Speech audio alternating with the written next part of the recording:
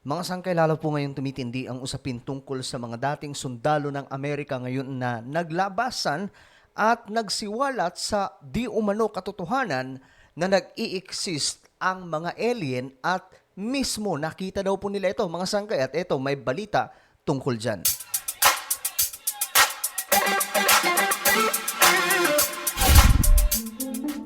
Magandang oras po sa lahat ng ating mga kababayan mula sa Luzon, Visayas, Mindanao, Saba at maging sa ating mga kababayan na nasa iba't ibang bansa. Magandang oras po sa inyong lahat. So ayun, pag-usapan po natin ngayon mga sangka itong patungkol po sa sinasabing mga alien doon sa US na nakita di umano ng mga dating sundalo ito ng Amerika. Aba, matindi, no? Talaga nga namang matinding pasabog ito mga sangkay ang malaman na itong mga noon conspiracy theory lamang na usapin. At kahit ako mga sangkay, nakapag-vlog po ako dyan tungkol po sa mga conspiracy theory about alien. At ngayon mga sangkay, mukhang mukhang totoo na eh. Kasi mga dating mga sundalo ito na nagsisiwala tungkol dyan. Well, before we start mga sangkay, paki-check po muna ang ating channel. Ito po. Kung kayo na po ay nakapag-subscribe o hindi pa, so kung hindi pa mga sangkay, may makikita po kayo sa baba ng video na ito na subscribe button. Wala po kayong ibang gagawin kundi pindutin nyo lamang po yan, tapos i-click nyo po yung bell at i-click nyo po yung all. Ulitin ko, click the subscribe down below. Nakikita po yan sa baba mga sangkay. I-click nyo po yung bell at i-click nyo po yung all. Dahil nga po, parami po tayo ng parami dito sa YouTube. 1.09 million subscribers na po tayo. At maraming salamat po sa lahat ng walang sawang sumusuporta. So ito na nga guys, tingnan po natin itong balita. Ito po yan. Saan na ba yun? Ito. Former Navy pilot describes shocking UFO encounters. Matindi ito mga sangkay. Ito po kasi ngayon ang mga naglabasan ngayon ng mga dating U.S. forces. About this historic congressional hearings on UFOs, my next guest is the former Navy pilot who testified at that hearing earlier this week. Ayan na. Ito po yan mga sangkay. Marami po yan sila. Ayan po. Pero ito po siya ay isa sa mga sinasabing whistleblower na nagsiwala tungkol po sa mga UFO at alien. Ryan Graves joins me now. Ayan. Ryan, good to see you. Did the witnesses this week say things that corresponded to your experience? Some of them did, yes. Commander Fravors' experiences that he had in the Navy, both with what he interacted with and also how his interactions were received by his colleagues, were very similar to my experiences. Yan mga sangkay ha. Kinikwento niya dito yung kanyang naranasan na similar din po sa kanyang kapwa mga kasundaluhan din po. Mr. Grush's experiences with classified programs and things of that nature is not my personal experience. In what way does it differ? Well, Mr. Grush was assigned to the UAP task force, and the UAP task force was stood up in response to reports from pilots seeing things in the airspace that they couldn't explain. Through the course of Mr. Grush's investigation, he came across various pieces of information and witnesses and other whistleblowers that he's then testified before Congress for in Wednesday's hearing.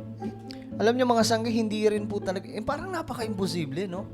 Na magsisinungaling ang mga kagaya po nilang mga dating sundalo po ng Amerika. Para lamang po sa kung sasabihin po natin, ito lamang ay conspiracy theory, ay kumbaga, katang-isip lamang din.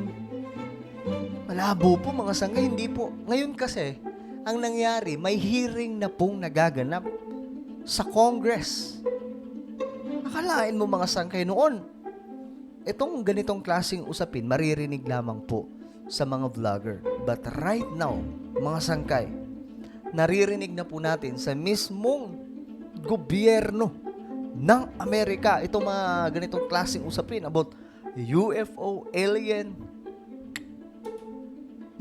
Now, he was the one, correct me if I'm wrong, but he was the one who actually talked about beings from outer space, that there may have remains of the extraterrestrial beings that were flying these spacecraft. Is that right?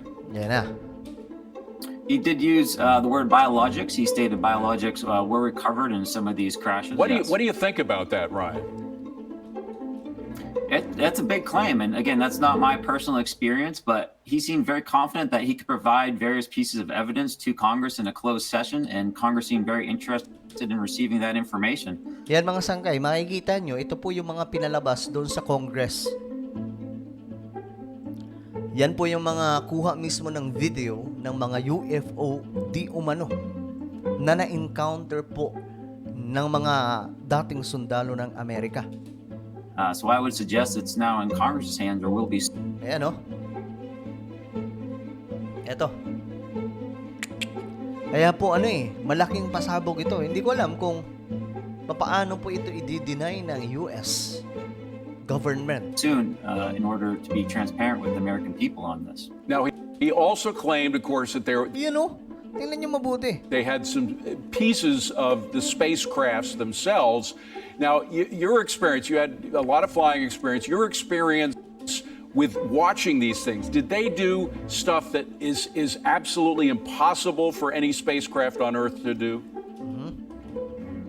Well, we don't have an explanation for how they're behaving that way. We would see objects with no wings, no exhaust coming out, no obvious propulsion signs, and yet they still be able to stay completely stationary in very high winds, Category 4 hurricane winds. Wow. Grabe, no?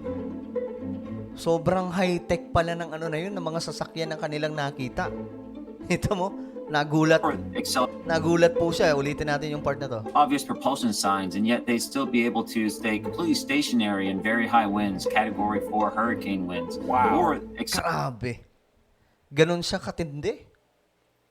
Sabi nga po niya, mga sangkay, hindi po nila kayang ipaliwanag kung ano ang kanilang nakikita. Basta ganon po ang kanilang na-experience at that time. Hindi po nila kayang ipaliwanag anong klaseng sasakyan ito. Basta kaya niya pong ganon kalakas ang, paano ba matawag natin, sasakyang himpapawid na hindi kayang basta-bastahin lamang ng kahit na anong hangin ang, diba, alam niyo naman mga sangkay, dito sa ating mundo, yung mga technology, pag ang hagupit na po ng nature ang pinag-uusapan, yung mga eroplano, hindi po lilipad kasi delikado. Diba? Pero ito mga sangkay, matitindi po itong kanilang mga nakita. Accelerate then to Mach 2. And these are spherical objects, very non-aerodynamic shapes. A former mechanical and aerospace engineer before I joined the Navy. That's not the shape you make a Baga pinapaliwanag niya dito. Hindi yan. Sa tagal na po niya sa Navy, hindi daw po yan yung mga nakikita nila. Supersonic aircraft out of. So yes, we don't know what they are. We don't know how they're performing, and they're doing it all day, exhibiting very aggressive and high energy maneuvers. Grabe. Also, a lot of times you see them over water, and some people say that they actually go in the water as well. Did you see any experience of that? Grabe. Kaya rin pumunta sa ilalim ng tubig. Have any experience of that? O para lumahanding sa tubig o sa ilalim. That's what we call trans-medium behavior. So object going from, say, space to air or air to water. The F-18 is not equipped with sensors to be able to accurately or cleanly see that transition. We would see objects near the water, and then perhaps they would be gone. But to say what they actually happened during that transition, we just don't have the tools to do that. About 90% of our operations when we're doing air combat is what we call beyond visual range. We're utilizing a suite of various sensors in order to correlate targets and to prosecute them. Incredible stuff. I hope it all comes out. I think that the public deserves to see all this. Ryan, great to see you. Thank you. Grabe. Ay po niya, deserve ng publiko na malaman kung ano po itong totoo tungkol po dyan mga sangkay. Pero, ngayon, kayo ba mga sangkay, kayong mga manunood o mga nanunood ngayon, tingin nyo ba may katotohanan itong mga dating sundalo, itong mga sangkay? Personal experience po nila yan. Mahirap po baliin yan eh. But for you guys, tingin nyo ba itong mga dating piloto ng US forces nagsasabi po ng totoo tungkol po sa mga alien na ito or UFO? Kasi in my own opinion guys, parang wala pong dahilan para magsinungaling eh. Parang magsasayang po sila dyan ng oras kung ito lamang po ay gawa-gawang kwento. Diba? But kayo, ano po ang inyong opinion? So now mga Sangkay, I invite you to please subscribe my YouTube channel, Sangkay Revelation. Hanapin nyo lamang po ito sa YouTube mga Sangkay, at kapag nakita nyo na, i-click nyo po yung subscribe, i-click nyo po yung bell, at i-click nyo po yung all. So ako na po ay magpapaalam. Maraming salamat po sa inyong panonood. Hanggang sa muli. This is me, Sangkay Janjan. Palagi nyo pong tatandaan that Jesus loves you. God bless everyone.